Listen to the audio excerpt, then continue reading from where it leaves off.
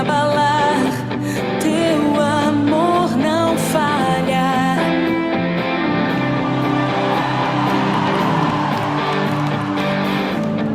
Mesmo sem merecer, tua graça se derrama sobre mim. Teu amor não falha.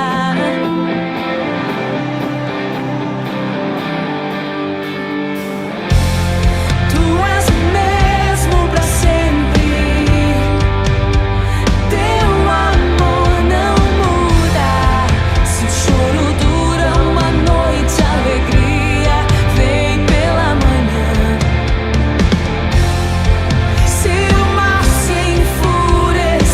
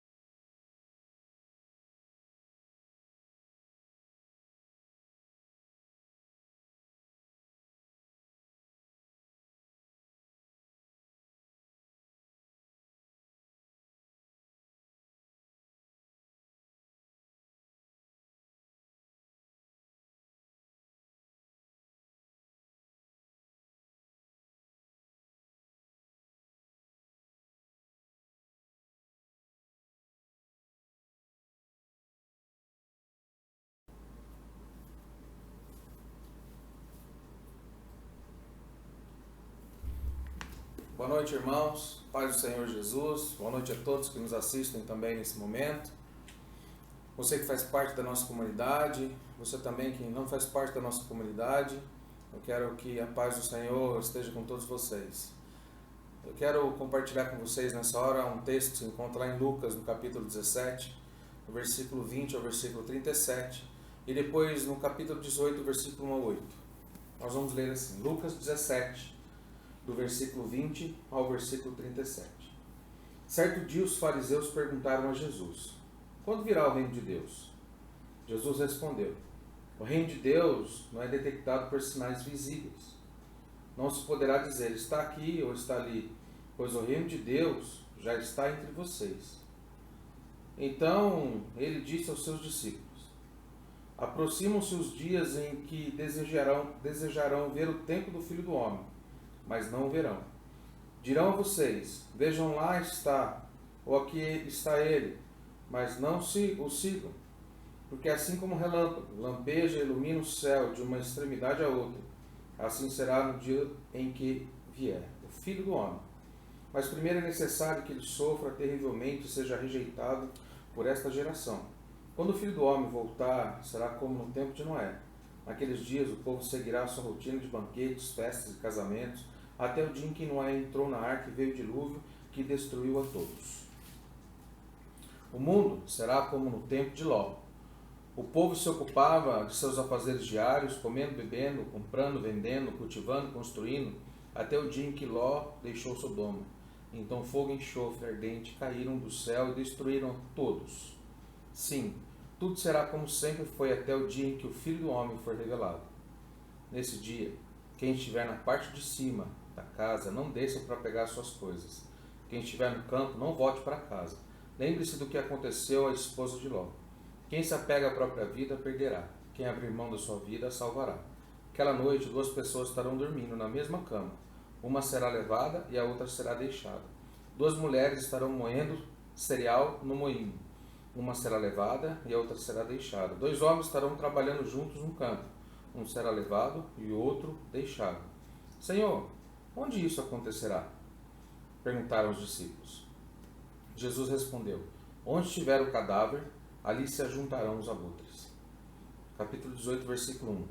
Jesus contou aos seus discípulos uma parábola para mostrar-lhes que deveriam orar sempre e nunca desanimar. Disse ele: havia numa cidade um juiz que não temia a Deus e nem se importava com as pessoas. Uma viúva daquela cidade vinha a ele com frequência e dizia: faça-me justiça contra o meu adversário. Por algum tempo o juiz não lhe deu atenção, mas por fim disse a si mesmo: não tema a Deus e não me importo com as pessoas, mas essa viúva está me irritando. Vou lhe fazer justiça, pois assim deixará de me importunar. Então o Senhor disse: aprendam uma lição com o juiz injusto. Acaso Deus não fará justiça aos seus escolhidos, que clamam ele de dia e noite?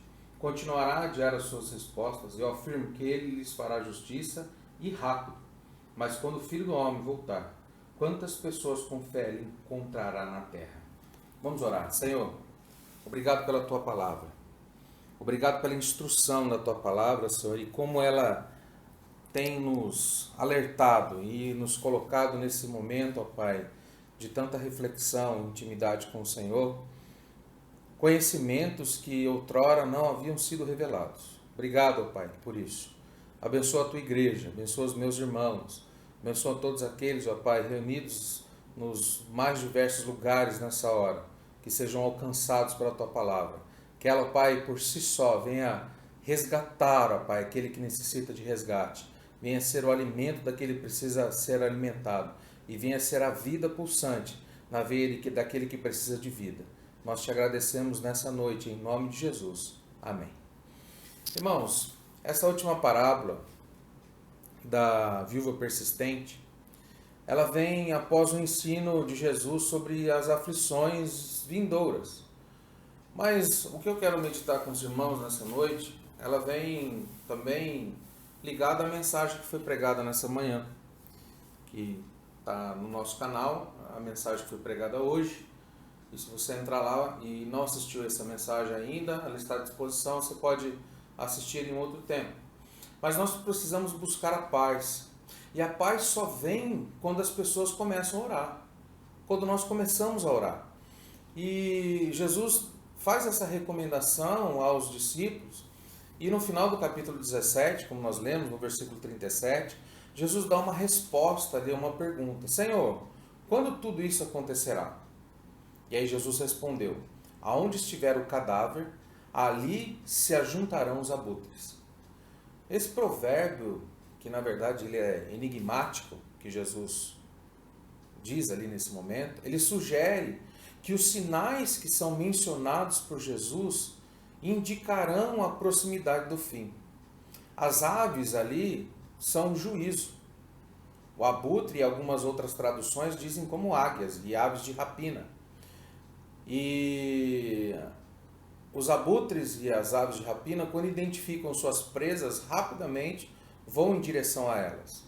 E o cadáver são aqueles que dizem que são cristãos e de fato não são. Temos visto muitas pessoas por aí dizerem que são cristãs, que se simpatizam com a fé cristã, que são cristãos, e passamos por uma onda, graças a Deus.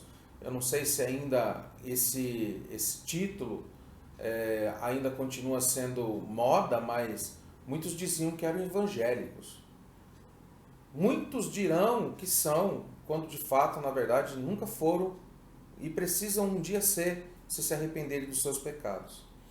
Mas alguns que dizem que são cristãos e de fato não são semelhantes a esse cadáver. Aquele que hoje vive e tem vida em Cristo é aquele que nasceu de novo, que aceitou Jesus como seu Salvador e vive a sua vida a ponto de obedecer aquilo que o Senhor idealizou para que vivêssemos, e vivemos longe da prática do pecado e de uma vida pecaminosa. Aonde então houver a corrupção, a podridão, ali estará rapidamente o juízo do Senhor. É exatamente o que Jesus está dizendo nesse texto. Mas o foco aqui, nessa meditação dessa noite, é que ao enfrentarmos as aflições, nós devemos perseverar por meio da oração persistente. Tem um autor de livros, um escritor muito famoso, Max Lucado. Ele é um grande escritor e tem mais de 130 milhões de livros vendidos em todo o mundo. E tem um livro interessante dele que fala O Fim da Ansiedade, esse é o título. E ele nos traz algumas sugestões, algumas ideias a respeito desse tema que também nós vamos meditar nessa noite. O que nós temos na história?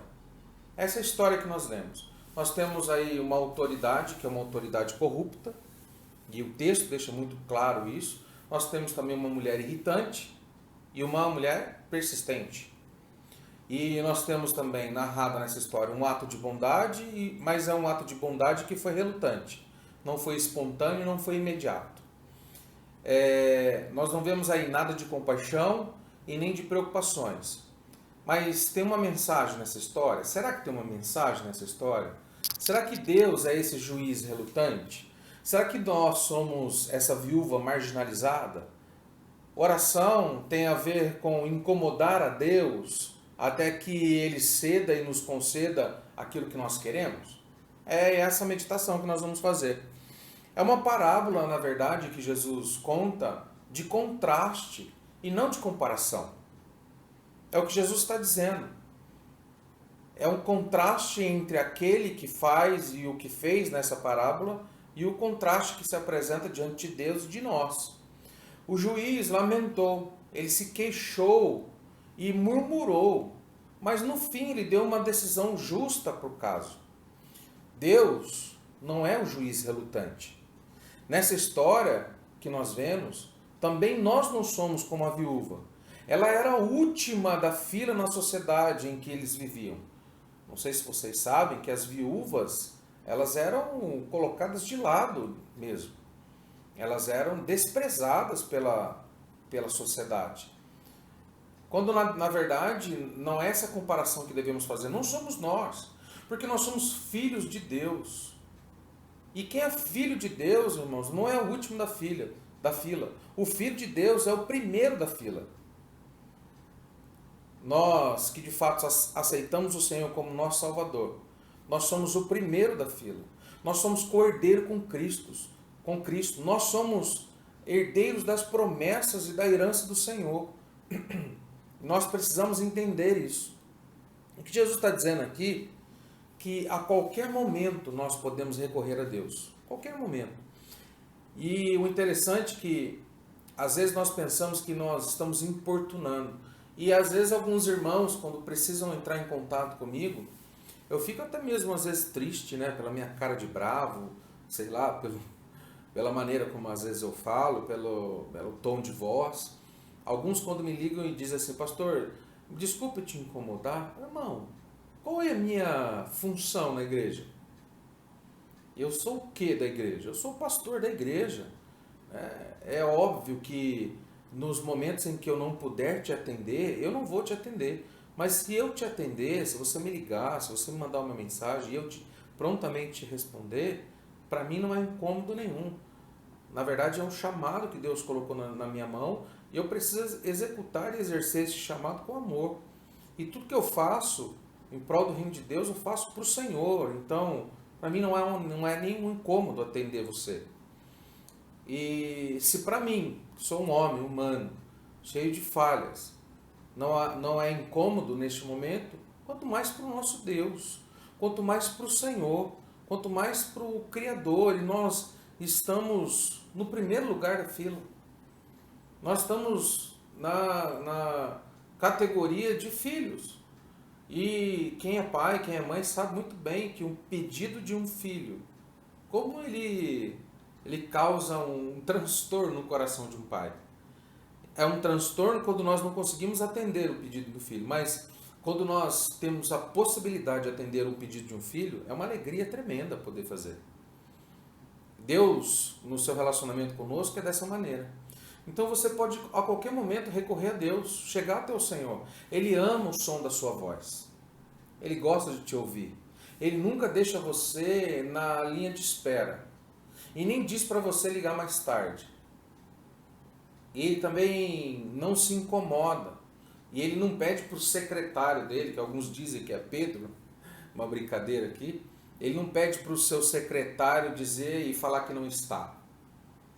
Mas ele ouve as nossas orações.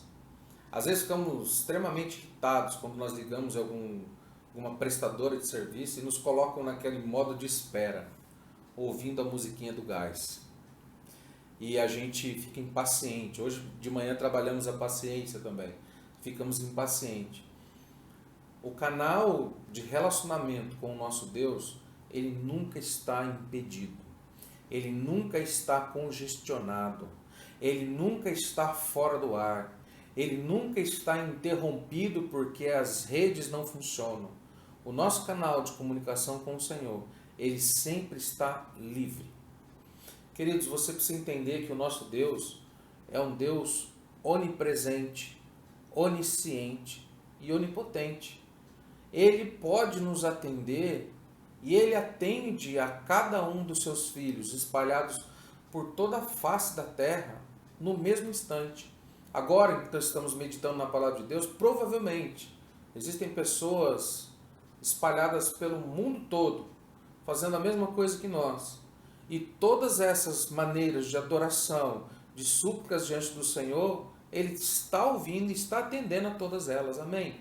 Você pode entender isso comigo e dizer um amém? Amém, querido? As nossas orações, elas nunca estão desimpedidas, a não ser que nós não estejamos conscientes disso e dermos ouvido às coisas que o mundo ou o diabo tem nos colocado diante de nós. Por isso, lá em Filipenses, no capítulo 4, no versículo 6, a palavra de Deus diz assim: não andeis ansiosos por coisa alguma, mas em tudo, pela oração e súplica, com ações de graça, apresentem os seus pedidos a Deus. Conhecemos alguns textos e eles são lindos, eles até estampam alguns quadros da nossa casa, ou até mesmo o para-choque de alguns caminhões. Mas quando nós precisamos entender de fato a fundo o que os versículos estão dizendo, parece que eles se desconectam da nossa mente. O texto de Filipenses 4:6 é muito conhecido. Não andeis ansiosos por coisa alguma. Nós devemos, ao invés de preocupações, preferir a oração. E ao invés de desespero, nós preferimos também a oração. E a paz, queridos, ela vem quando nós oramos. Você precisa estar em paz nesse dia. Você precisa ser um propagador da paz do Senhor. Você precisa ter palavras de consolo, de conforto para a família de vocês. Queridos, quem não tem Jesus nesses tempos está desesperado, está arrancando os cabelos, não sabe como será o amanhã, estão enfrentando dificuldades tremendas no seu psicológico, na sua mente, por não conhecerem, por não ter o controle daquilo que vai acontecer daqui a alguns dias. Por isso, Deus nos chama neste momento para orarmos por tudo. Orarmos por tudo. Eu tenho ouvido algumas pessoas dizer, mas pastor, eu posso orar por isso? Você deve orar, irmão. Nós devemos orar. Devemos orar em específico por tudo aquilo que tem causado ansiedade no nosso coração. Nós precisamos entender isso, queridos. Ore pelo seu emprego. Ore pelo seu patrão. Ore pelos seus familiares que ainda não conhecem Jesus.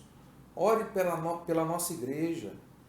Ore pela saúde dos nossos irmãos. Ore, irmão. Nós precisamos chamar a Deus em oração. Senhor, estou aqui. Nós precisamos clamar e orar a Deus por tudo. Deus nos chama nessa hora para orarmos por tudo. A oração, queridos, é igual a uma devoção geral. É uma adoração. Nós estamos nos colocando diante da presença do Senhor. A súplica que diz nesse texto é relacionada à humildade. Suplicamos ao Senhor, ou seja, nos humilhamos aos pés do Senhor. E os pedidos são petições que são específicas. Normalmente a gente fala assim, Senhor, está nas tuas mãos. Tudo está nas tuas mãos. Dizer exatamente o que nós queremos é um exercício que nós precisamos começar a fazer. Começar a construir em nós. Nós precisamos detalhar tudo. Às vezes, quando nós saímos para ir ao supermercado e não temos uma lista de desejos ou de pedidos que nós, ou de produtos que nós devemos comprar no supermercado, e se não formos fiéis a uma lista, se não tivermos uma lista, qualquer coisa que batemos os nossos olhos no supermercado vai ser uma necessidade nossa. Mas quando nós saímos da nossa casa com uma lista bem detalhada daquilo que nós queremos, inclusive das marcas dos produtos que nós compramos, aí nós saímos de casa com uma objetividade de buscar aqueles produtos que estão ali. Nós otimizamos o nosso tempo, não passamos um tempo demasiado dentro do supermercado e compramos de fato aquilo que nós estamos precisando, aquilo que a nossa casa necessita.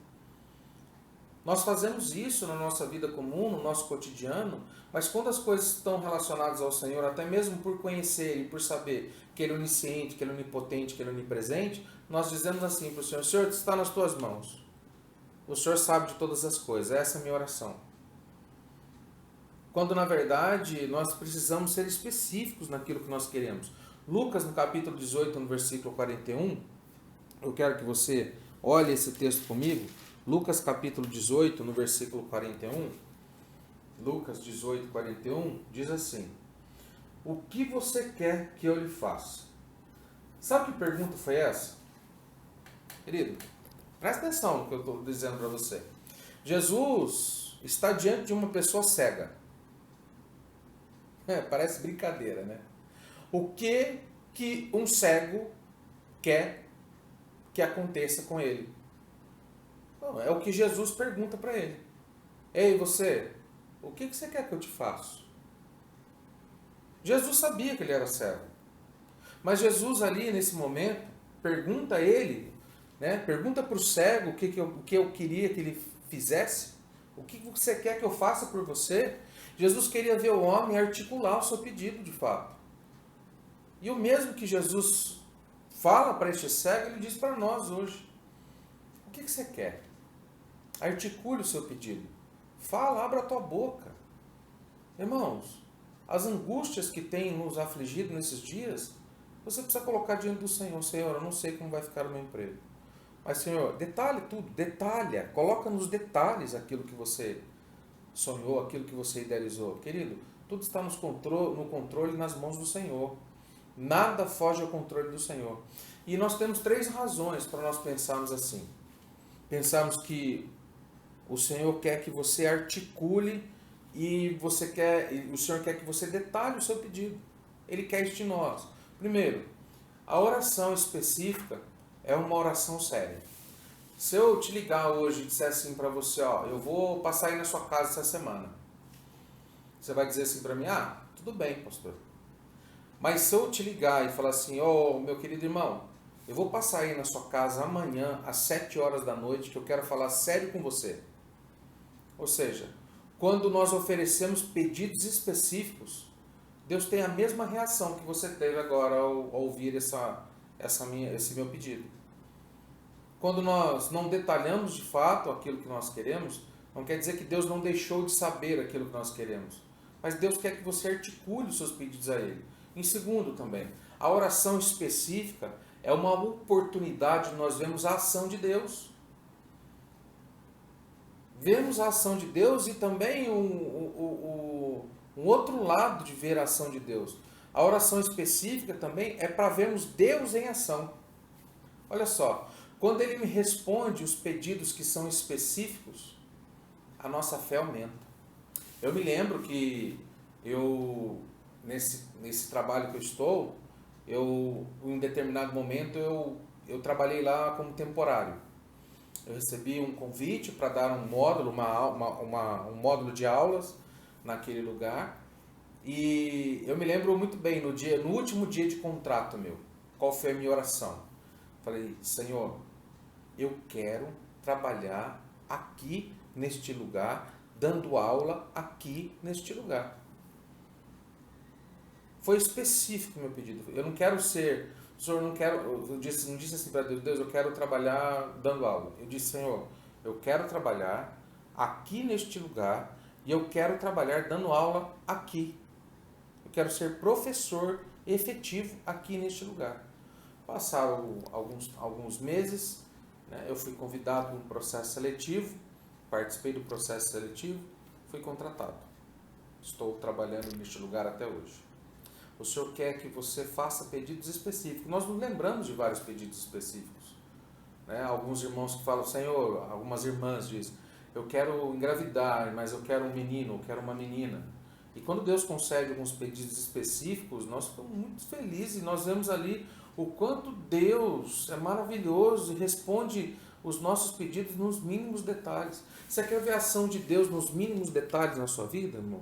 Então faça os seus pedidos ao Senhor nos mínimos detalhes. A oração específica também, no terceiro ponto, ela produz um fardo mais leve dentro de nós.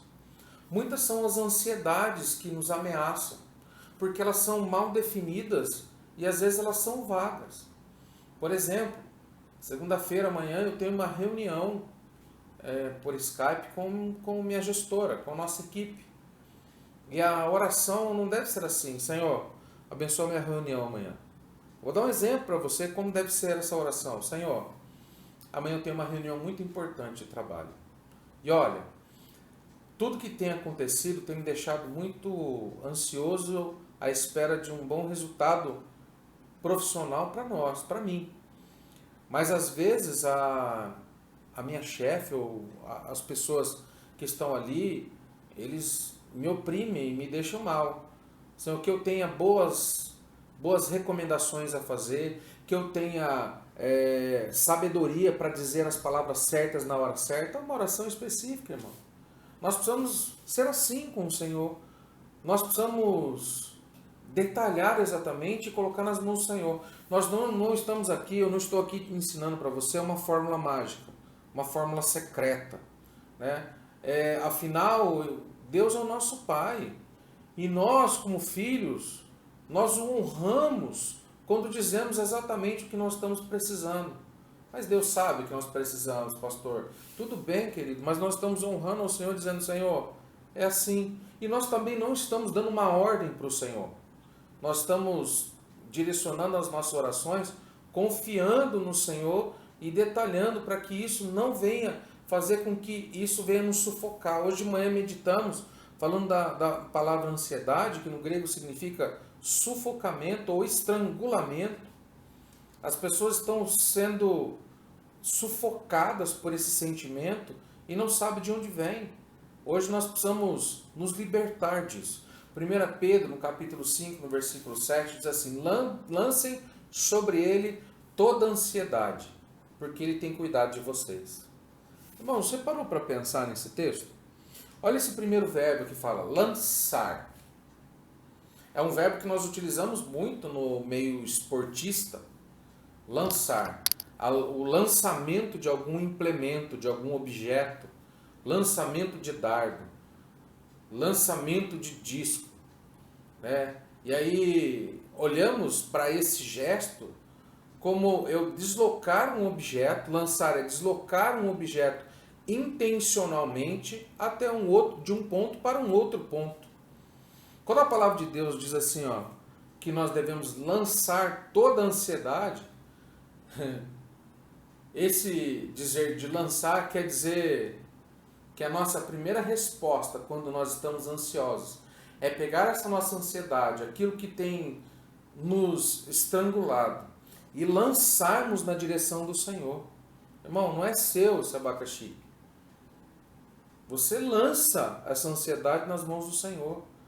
Coloca isso nas mãos do Senhor. É o que a palavra de Deus está dizendo. Lançar é a sua primeira resposta à má notícia.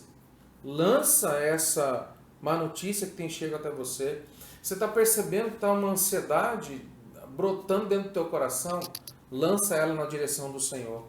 Deus te convida nessa noite a se lembrar das promessas dele. E eu quero encerrar aqui. Uma palavra curta, mas que ela seja transformadora e que venha alimentar você durante esses dias. O Senhor disse assim, encha o seu coração com algumas coisas e povoe a sua mente com a palavra de Deus. O Senhor disse, e comece a lembrar de tudo que o Senhor disse. O Senhor disse que Ele estaria comigo quando eu atravessasse pelas águas. Lá em Isaías, no capítulo 43, versículo 2, diz isso. Também diz na palavra de Deus que o Senhor disse que Ele me guiaria pelo vale da sombra da morte. Salmos capítulo 23, versículo 4. O Senhor disse que nunca me deixaria e nunca me abandonaria. Hebreus capítulo 13, versículo 5. Efésios capítulo 6, versículo 18. Eu quero ler com os irmãos, que você tenha esse tempo também.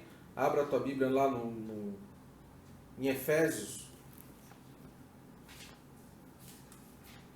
A carta de Paulo aos Efésios, no capítulo 6, no versículo 18.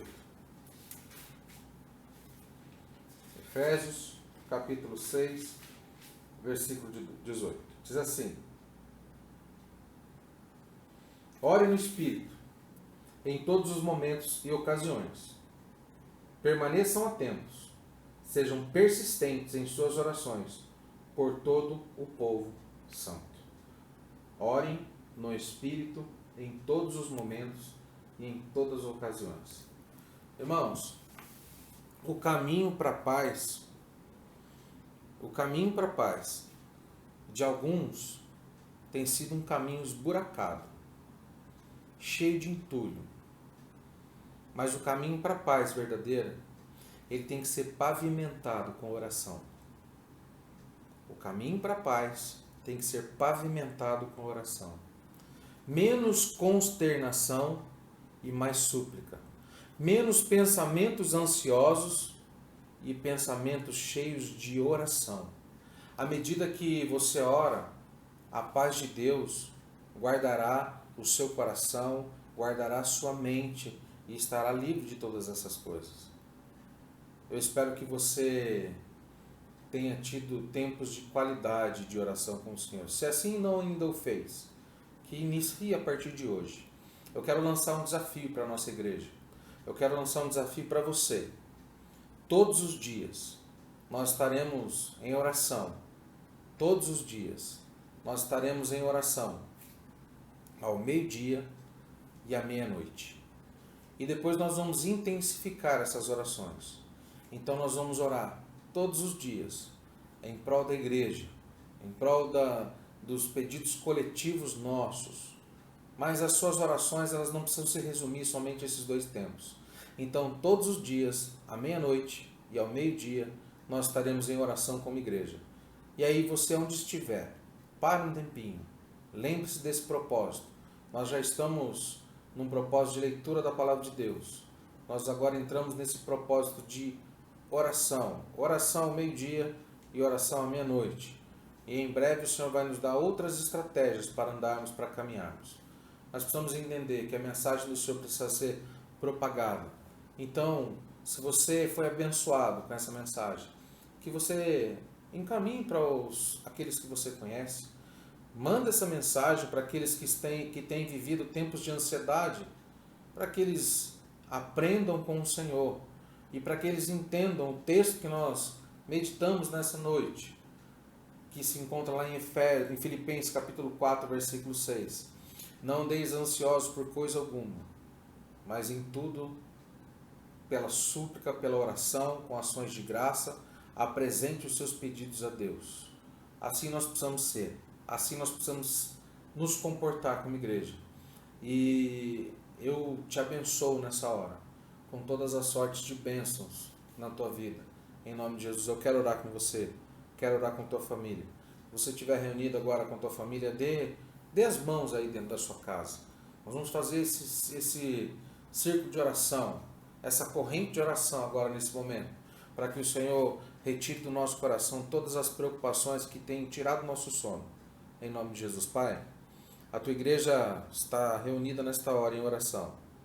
E nós estamos clamando, suplicando ao Senhor nesta hora, que o Senhor venha com grande poder trazer a paz aos nossos corações.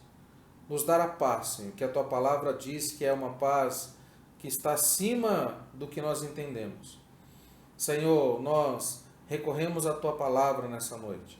Que ela venha produzir em nós, Senhor, cada vez mais um espírito inabalável, Senhor. Ó Pai, que o teu espírito se alinhe conosco e que ele possa nos dominar, nos controlar, Senhor. E nós possamos entender que nós somos os primeiros da fila, porque somos filhos de Deus. O Senhor está pronto a nos ouvir. O Senhor está, Senhor, ó Pai, com os teus olhos e os seus ouvidos atentos, ó Pai, ao nosso clamor e aos nossos pedidos, Senhor. Ó Pai, portanto, nos deixa neste momento ficar em paz, Senhor. Porque precisa nascer no nosso coração, brotar no nosso coração essa certeza todos os dias que o Senhor está no controle de todas as coisas. Obrigado. Abençoe a semana desse meu irmão. Abençoe a semana dessa minha irmã. Semana de decisão. Ó Pai, semana de luta. Mas sabemos que o Senhor está na frente de todas as coisas. E ó Pai, nós nos despedimos nessa hora na paz do Senhor. E que a graça e a paz do nosso Senhor Jesus Cristo, o amor de Deus Pai, e a comunhão e a consolação do Espírito Santo de Deus esteja com todo o povo de Deus, de agora e para todo sempre. Amém. Deus te abençoe, em nome de Jesus.